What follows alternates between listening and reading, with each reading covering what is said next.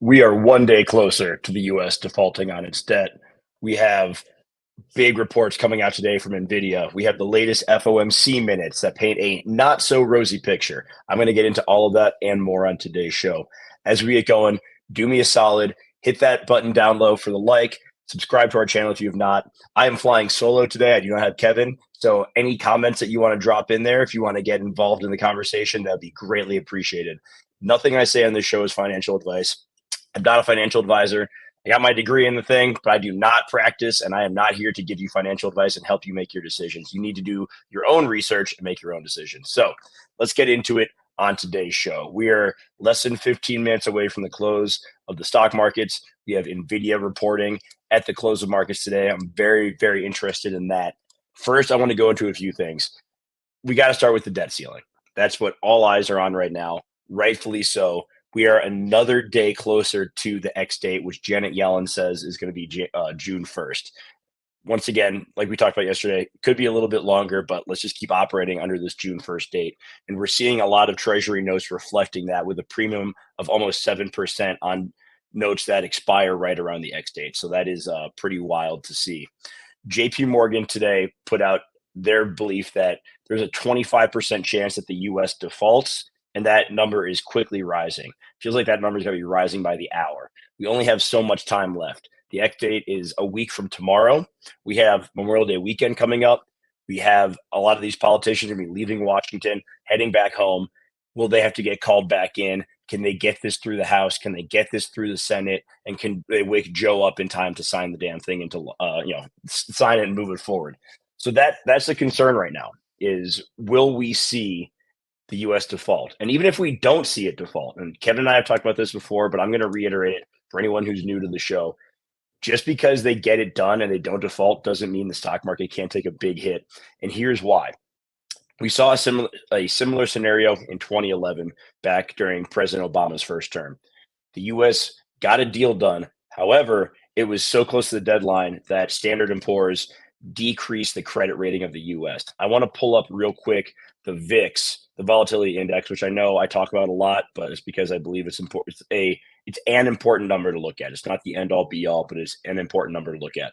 And I want you to look at the VIX when they lowered the credit rating. So the credit rating was lowered on August 5th of 2011 by S&P. There was some movement before that, beginning in April, but the on August 5th, 2011. So let's take a look at the VIX and see just what happened then. I have it pulled up here. If we look back at 2011, right here, we saw March, June, July. Okay. The number early in July was low. It was lower than we're at right now. Then the shit hit the fan. We see in August, the VIX began really taking a run up past 30, which is almost double where we're at now. It then took another run up in August, September. So then we got up to 42, which is more than double where the VIX is at right now. It eventually came back down, calm was restored. But the reason I bring this up is this could present another opportunity. I'm not a trader. That's Kevin's thing. We're not going to be looking at a lot of charts today. I'm going to focus mainly on the macro.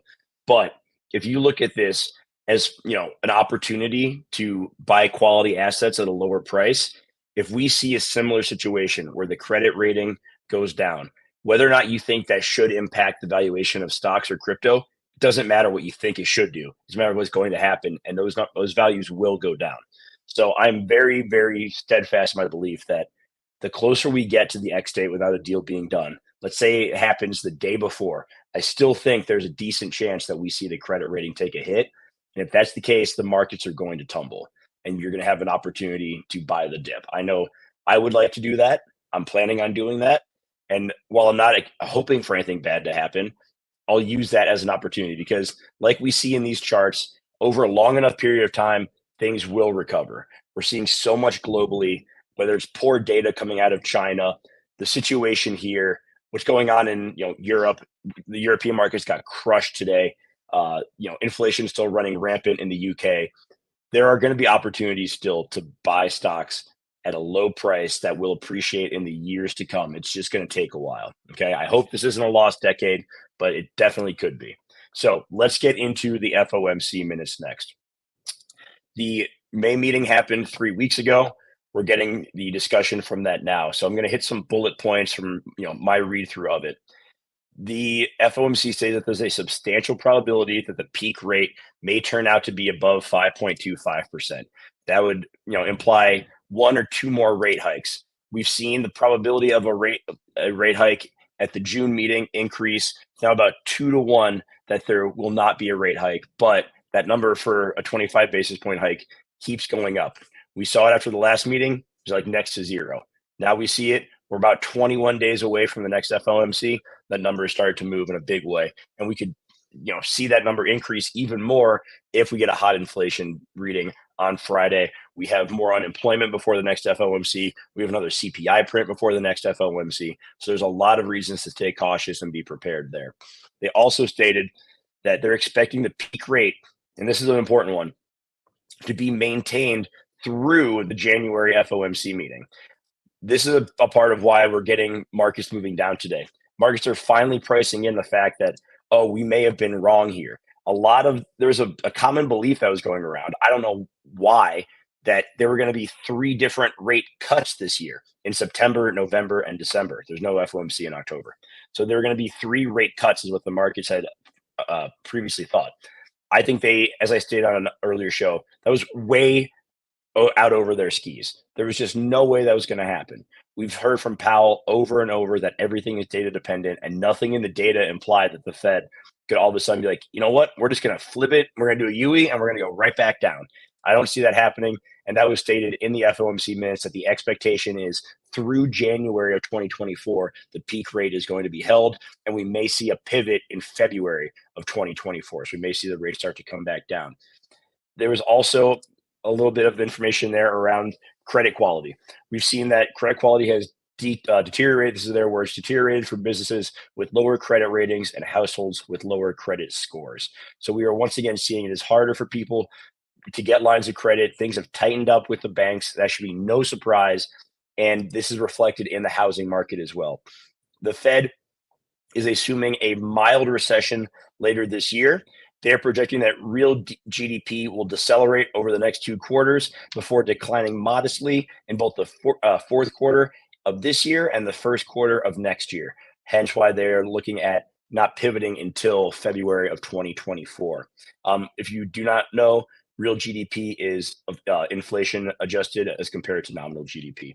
So you hear it all the time. We talk about it regularly that once everyone knows that we're in a recession, once it's been confirmed by consecutive quarters of negative GDP, then it's probably, I'm not going to say it's too late, but you've missed the opportunity to really take advantage of that from an equity standpoint. So that's why I continue to beat the drum that having cash on hand to buy these dips when valuations go down, because right now valuations are running pretty hot. There doesn't seem to be a ton of upside potential at this moment in time. Now, Kevin and I are both under the impression that is going to change in the months ahead.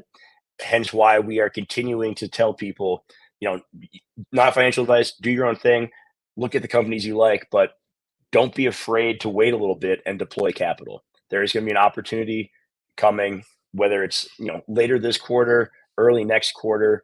But if the expectation is we're going to be in a recession in Q3, Q4, maybe Q1 of next year, then you want to be, potentially buying during those periods of time. Don't wait for the confirmation of like, oh yeah, we hit the recession.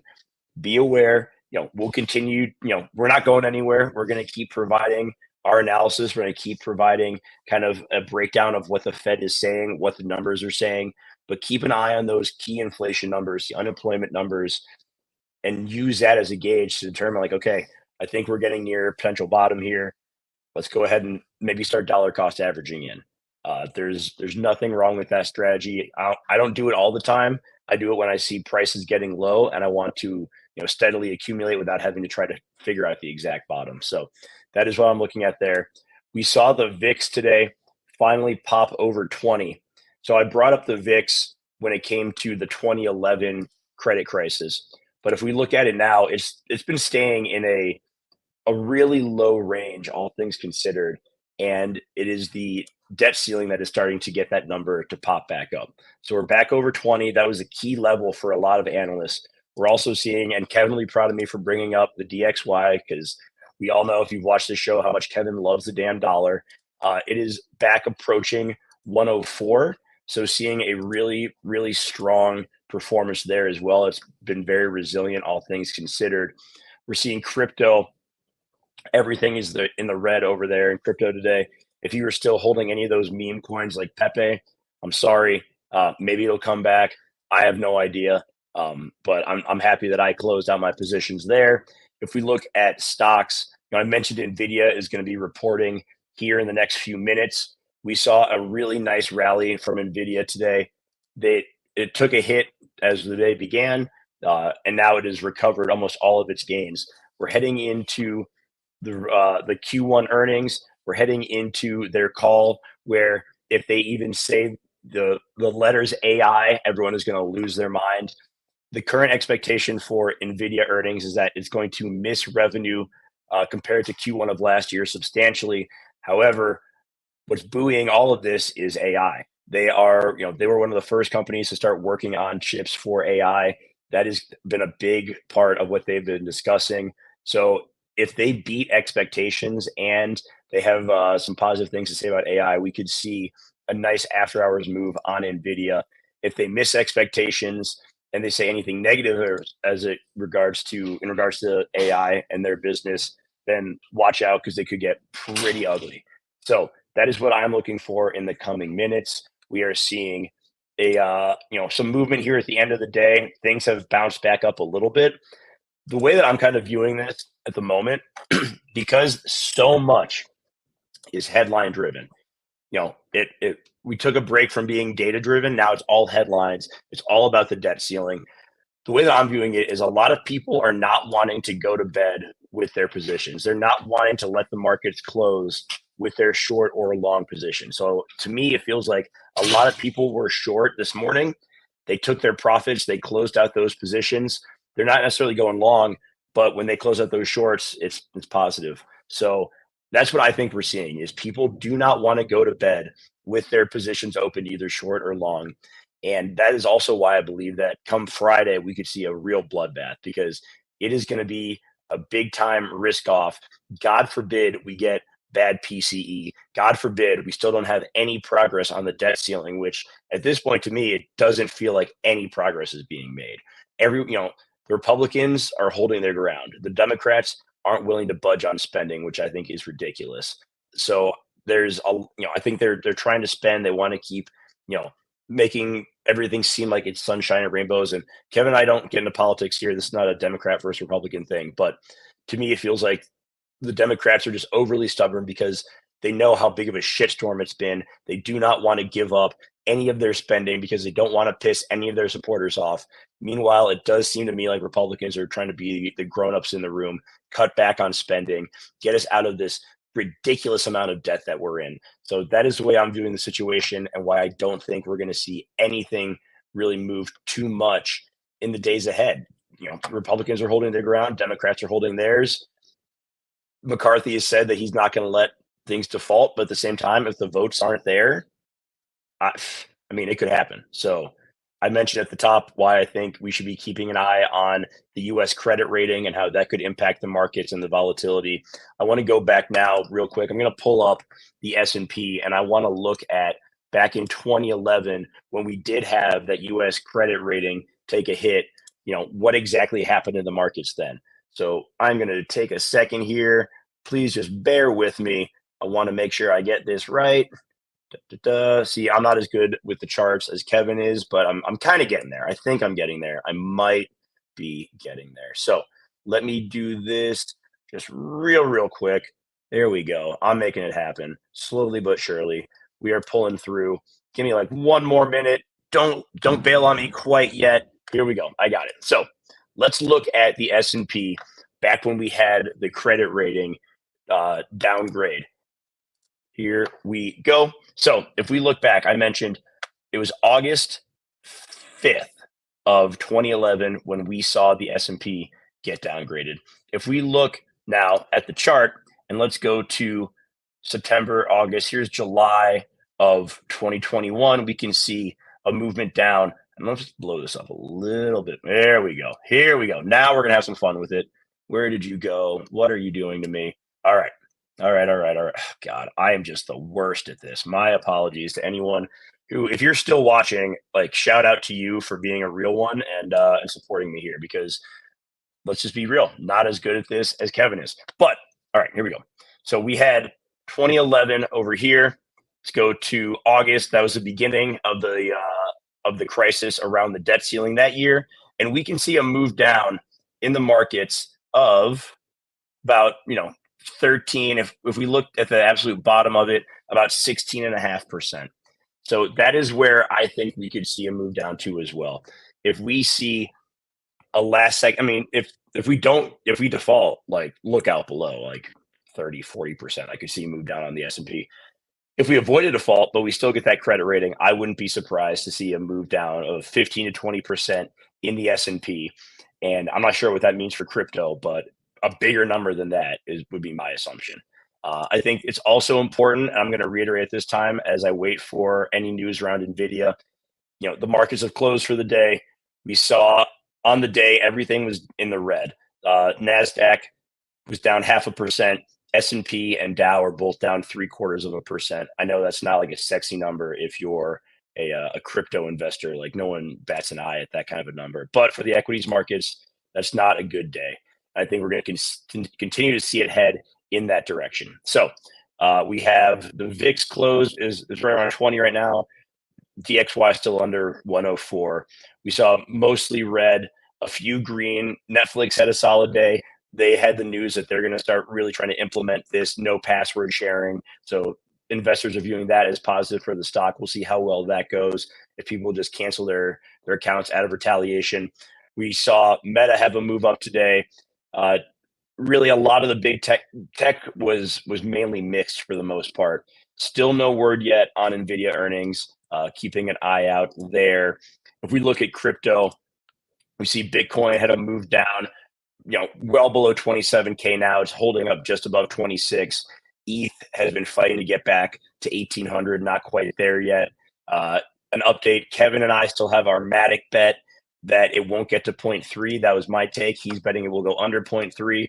We're looking at 0.87 there. He has his shorts open on that one, I believe, still. So he's made that was a pretty nice trade on his part. I will say he's not around. I don't know if he's watching, but kudos to Kevin. He's been one of the most bearish people I know. I know there's still plenty of room to the downside in his opinion, but he has been steadfast on that belief, and it is playing out very well. So I want to give him his props there also. Still no news as far as I can see. No, very little movement in the after hours on Nvidia. I'm going to pull up on another tab here, see if I can find the earnings. Nvidia.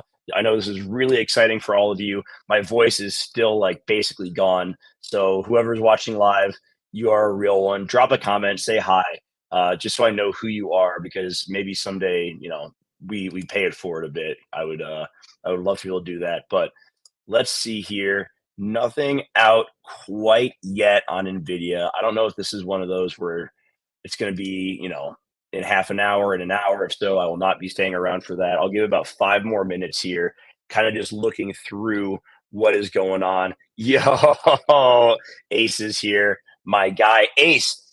Let's talk copper for a second here. So copper hit below 8,000 a ton today based off of what? Never got the notification. Jesus. All right. Randy Havens, what's up, man? I saw your comment.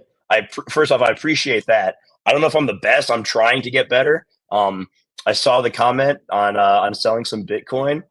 It looks like that's going well so far. I too have sold some Bitcoin, and I too am waiting to buy back in at a lower price. But Ace, I want to go back to the copper discussion. I know you're a big copper guy, but we saw a big move down there today based off of poor data coming out of China.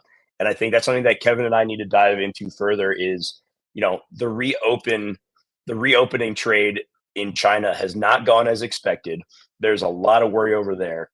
At the same time, we're seeing a lot of hype around Hong Kong and crypto beginning June 1st. So there's a lot going on in Asia. Kevin and I need to do a better job of taking that into account and looking at the Asian markets for opportunity because I think that we're missing something there that I don't want to miss out on.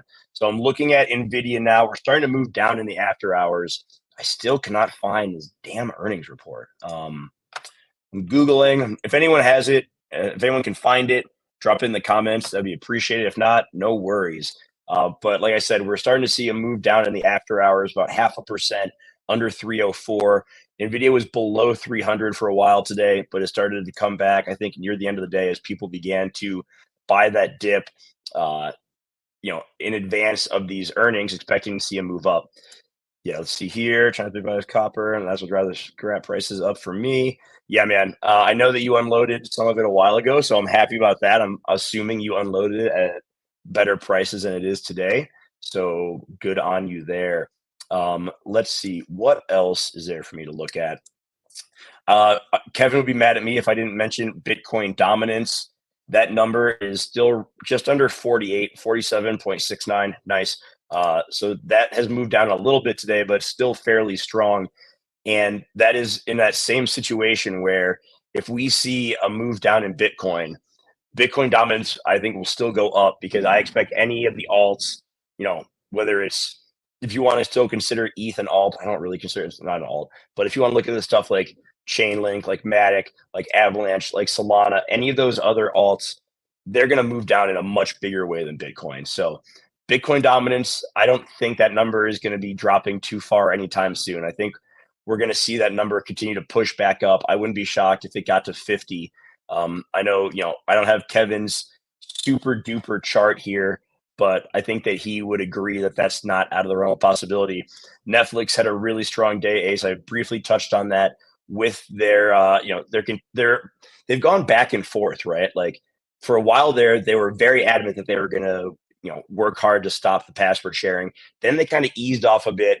And now I think that, with everything else that's going on, they are back on the train of like, hey, we need to shut down this password sharing. And that led to them having about 2.5% gain on the day. In the after hours, they're up slightly. Solid day for Amazon. So, Apple was pretty flat. I'm looking at mainly the big tech, but once again, if you look at the gains this year for the S&P, it is so driven by just a handful of these tech giants that if they start to move down, watch out for everything else. Like I'm being patient, man. I'm a meditating bear over here, just waiting to see some downward movement because I got cash on hand. I'm ready to buy, but I'm not ready to buy at these valuations. There's people who are much smarter than me. We look at the S&P right now, 4115.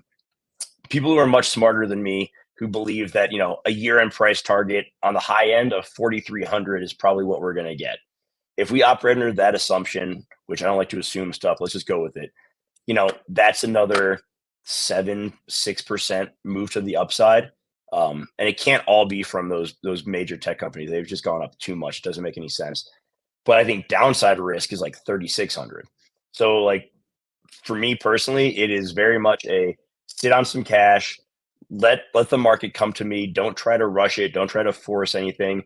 Do what I can to accumulate more cash and try to acquire. Like I got my start in investing back in 08, 09. So I've been through a recession. I've seen the pain it can cause, but on a brighter note, I've seen the opportunity it can provide. That was when I first bought Nvidia. 2014 is when I first bought Tesla. There's opportunities if you can stay level-headed, which for some people, they have to go through the pain of a recession to be able to stay level-headed through one. I'm hoping that, Kevin and I can continue to provide like some calm through the storm if we go in that direction. But I think once again, like I cannot beat this home hard enough that you need to have like minimizing your liabilities, not carrying a credit card balance if possible, live below your means, stack cash, like all of the boring shit that my financial planning teachers taught, discussed with me way back in the day that my dad and grandfather instilled with me way back in the day. Just like live below your means right now, have money to accumulate assets because if you can save money buying stupid shit that you don't really need and put that to buying assets, it's going to pay off in a big way in the future. So I think that is going to about wrap it up for me today. I'm looking. I'm seeing some Nvidia movement down, down about 0.75%. That was what I'll be paying attention to, listening in on the investor call here in a little bit.